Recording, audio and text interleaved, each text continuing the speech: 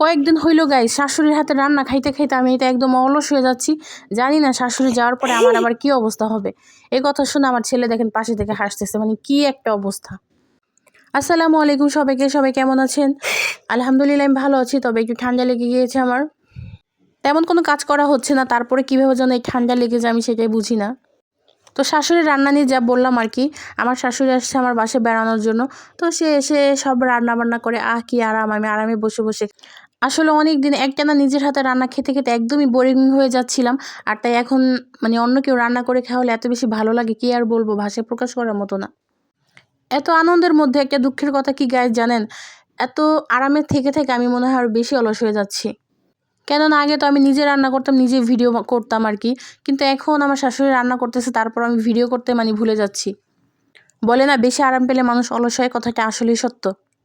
তো যাই হোক, আজকে আপনাদের সাথে শেয়ার করছি আমার শাশুড়ি রান্না করেছিল কি, খিচুড়ি রান্না করেছিল আর হলো মুরগির মাংস রান্না করেছিল। আমার শাশুড়ির হাতে রান্না অনেক বেশি মজা, মাশাআল্লাহ, অনেক অনেক অনেক মজা।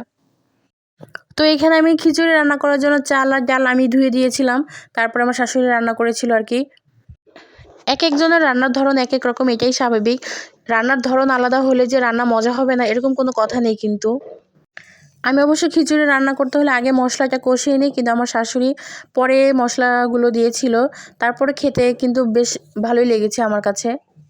তারপরে এই দেখেন ফাইনাল লুক, খিচুড়ির কালারটা জাস্ট ওয়াও। কিন্তু তো আমরা এখানে রান্না করতেছিলাম আর অনেক বেশি মজা করতেছিলাম। আমি ভিডিও করতেছিলাম, তো আমার শাশুড়ি বলতেছিল যে কি নাড়া দিব নাকি, মানে এই ব্যাপারটা আমার কাছে অনেক বেশি ভালো লেগেছে যে সে আমাকে উৎসাহিত করতেছিল।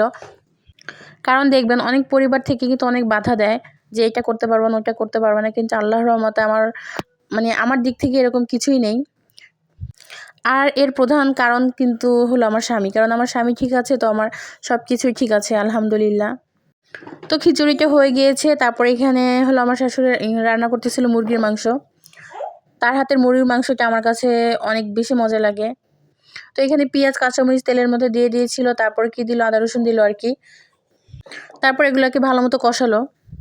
আমার শাশুড়ি রান্না করতেছিল আর আমার জামাই আর কি রুমের মধ্যে থেকে বলতেছিল বারবার যে রান্না হয়েছে নাকি, মানে তার অনেক বেশি ক্ষুধা লেগে গিয়েছিল, তাই আমরা একটু তাড়াহুড়া করে রান্না করতেছিলাম। এদিক দিয়ে মুরগিটা কষানো হচ্ছিল আর আমি একটি বেগুন গোল গোল করে কেটে নিয়ে লবণ, হলুদের গুঁড়ো আর মরিচের গুঁড়ো দিয়ে একটু মাখিয়ে নিলাম, কারণ খিচুড়ির সাথে আমার বেগুন ভাজা না হলে একদমই চলে না। আর বেগুনের সাথে একটু মানে ভাজার কিছুক্ষণ আগে একটু মশলাগুলো মাখিয়ে নিলে বেগুনটা একটু নরম হয় আর খেতেও বেশ ভালো লাগে। তো এই যে মুরগিটা অনেক বেশি মজা হয়েছিল খেতে আর কি। একটা কথা কি জানেন, আপনি যদি একজনের সাথে ভালো ব্যবহার করেন অবশ্যই আপনি তার থেকে ভালো ব্যবহারটাই ফেরত পাবেন। সবার ক্ষেত্রে তো আর এক হয় না, কিছুটা ভাগ্যেও থাকতে হয়, আর এই কথাটা আমাদের অবশ্যই মানতে হবে।